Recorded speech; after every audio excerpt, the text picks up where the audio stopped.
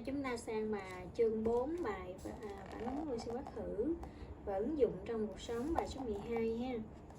Thì phản ứng oxy hóa khử là một cái loại phản ứng mà mình sẽ gặp rất là nhiều trong cuộc sống của mình. Vậy thì ví dụ như phản đốt cháy chẳng hạn, hay là cái con đom đóm thì trong cái bộ phận cơ thể nó phát sáng cũng xảy ra một cái phản ứng oxy hóa khử trong tự nhiên. Vậy thì chúng ta tìm hiểu về thứ nhất là số oxy hóa là gì. Số oxy hóa là một cái số mà giả định thôi, để cặp electron chung nó thuộc hẳn về một cái nguyên tử, để từ đó người ta sẽ dễ tính toán trong cái phản ứng oxy hóa khử ha. Mình lưu ý cách biểu diễn số oxy hóa là mình biểu diễn là ở phía trên ký hiệu luôn. Ví dụ như H là số oxy hóa là cộng 1 thì mình viết ở trên luôn nha. Cl là -1 mình viết ngay trên đầu của nó luôn. Thì để xác định cái số oxy hóa thì chúng ta có 4 cái quy tắc. Quy tắc thứ nhất là số oxy hóa của đơn chất thì bằng 0. Ví dụ như mình có đơn chất Na, O2, O3, nhân dân, phi kim, kim loại gì đó thì đều bằng 0. Quy tắc thứ hai thì trong phân tử tổng số oxy hóa của các nguyên tử bằng 0. Ví dụ như mình có NH3 thì H là quy ước là cộng 1 ha. Còn N là trừ 3. Thì ở đây mình lưu ý là tổng số oxy hóa bằng 0 có nghĩa là trừ 3 cộng cho H là 3 nhân cho cộng 1 là cộng 3. 3 trừ 3 bằng 0, tức là tổng các số oxy hóa của các nguyên tử để bằng 0. Rồi quy tắc thứ ba là trong các ion thì số oxy hóa của nguyên tử đối với ion đơn nguyên tử hay tổng số oxy hóa của các nguyên tử đối với ion đa nguyên tử bằng điện tích của ion đó. Ví dụ như Na cộng thì số oxy hóa là cộng 1, Cl trừ số oxy hóa là trừ 1, nó bằng điện tích luôn ha. Hoặc là số oxy hóa của C với O trong CO3 2 trừ thì mình sẽ được tính là như thế nào?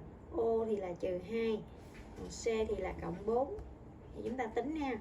Cộng 4 trừ 2 nhân 3 trừ 6 cộng 4 bằng trừ 2 là bằng cái điện tích này luôn nè.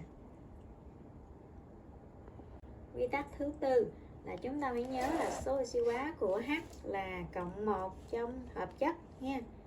Rồi O là trừ 2. Còn đối với kim loại kiềm, tức là nhóm 1A thì số oxy hóa là cộng 1, kim loại kiềm thổ nhóm 2A thì cộng 2, nhôm thì cộng 3. Rồi fluorine F thì là trừ 1. Đó, thì chúng ta học thuộc những cái quy tắc này thì chúng ta sẽ xác định được số oxy hóa của những cái nguyên tử mà mình chưa biết. Ví dụ như trong tính oxy hóa của S trong những cái chất này, ion này ha, chất và ion này thì mình có là mình đặt cái số oxy hóa mình cần tìm là X đi. Thì mình sẽ thế vô đây từng cái phân tử thì tổng số oxy hóa bằng 0. S là mình chưa biết thì mình đang đi tìm, nhưng mà mình biết H chưa? Mình biết O rồi đúng không? Rồi dưới này thì mình có ion thì tổng số oxy hóa sẽ bằng điện tích ion.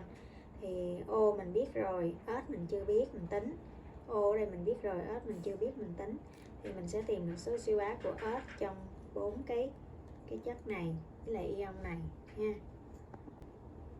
Thì để nói tóm lại, để xác định đúng cái số oxy hóa đó thì mình cần phải thực hành nhiều, mình làm cho thành thạo thì tự nhiên là những cái quy tắc này mình sẽ ghi nhớ và mình vận dụng nó nhuần nhuyễn, không có phải học thuộc.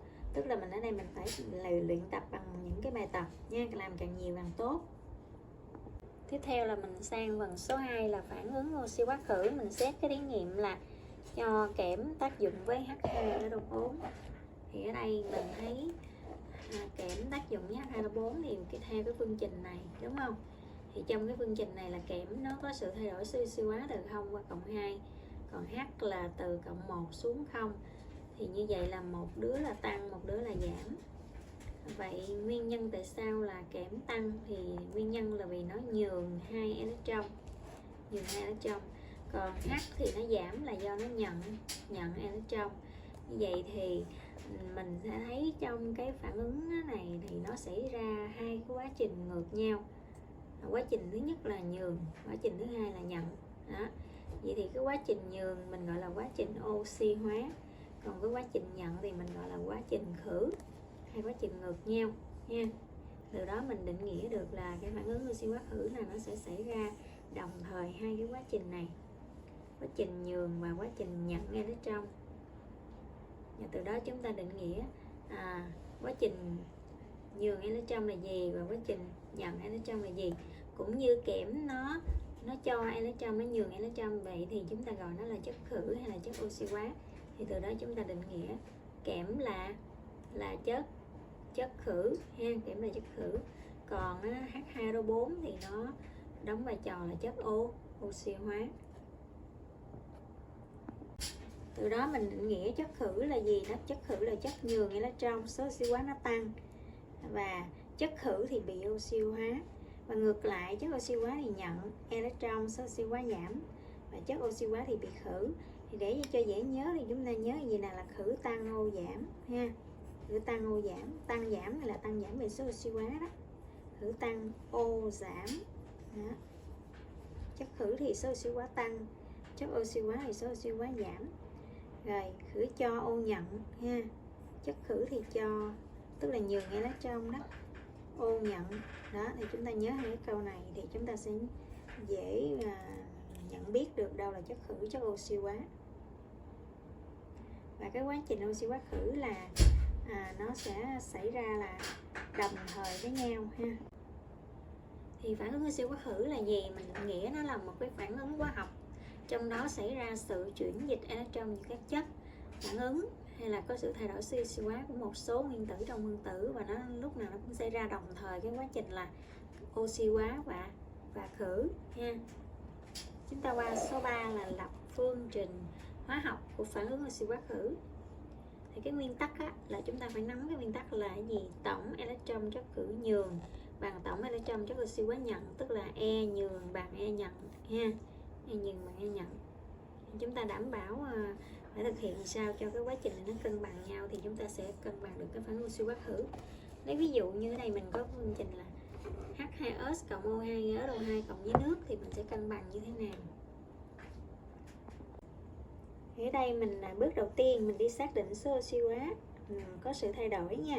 Ví dụ như đây mình thấy H là không đổi, O thì ở đây nó có đổi từ 0 qua trừ 2 nè, S trừ 2 qua cộng 4 nó có đổi nè. Vậy thì chất nào tăng, chất nào giảm? Khử tăng đúng không? Khử tăng là H2S tăng, giảm là O2.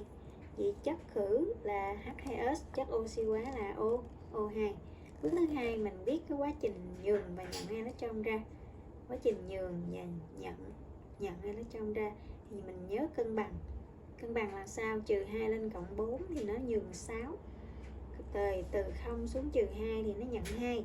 Nhưng mà vì ở đây mình là O2 O2 cho nên gấp đôi lên là nhận 4. Thì mình cân bằng xong mình thấy nhường 6 và nhận 4. Vậy thì bước thứ ba, mình qua bước thứ ba, mình sẽ nhân chéo ha, nhân chéo số electron cho và nhận đó, và nhớ đơn giản đến số nhỏ nhất. Nhân chéo tức là 4 mình nhân lên đây và 6 mình nhân vào đây. Thì ở đây trên này là 4 thì đơn giản thành 2, còn ở đây 6 thì đơn giản thành 3, chia hết cho 2 đúng không? Thì đơn giản thành 2/3. Và cái số 2, số 3 này mình sẽ điền vô là 2 mình điền cho S, 3 mình điền cho O2. Mình điền vô y chang như vậy.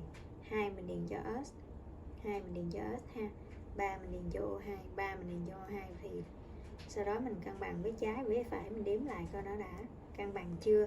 Số các nguyên tử là 4H đó. Rồi 6O, 6O. Rồi 2S là cái phương trình này nó đã cân bằng. Chúng ta sang phần số 4, ý nghĩa của phản ứng oxy hóa khử.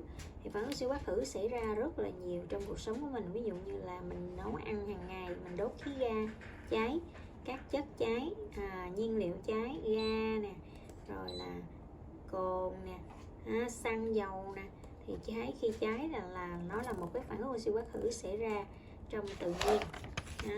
Hoặc là ví dụ như cái quá trình mình quang hợp của cây xanh, luyện kim, điện hóa vân vân, thì nó đều xảy ra là cái quá trình oxy hóa khử, nó gắn liền với cuộc sống của mình đó.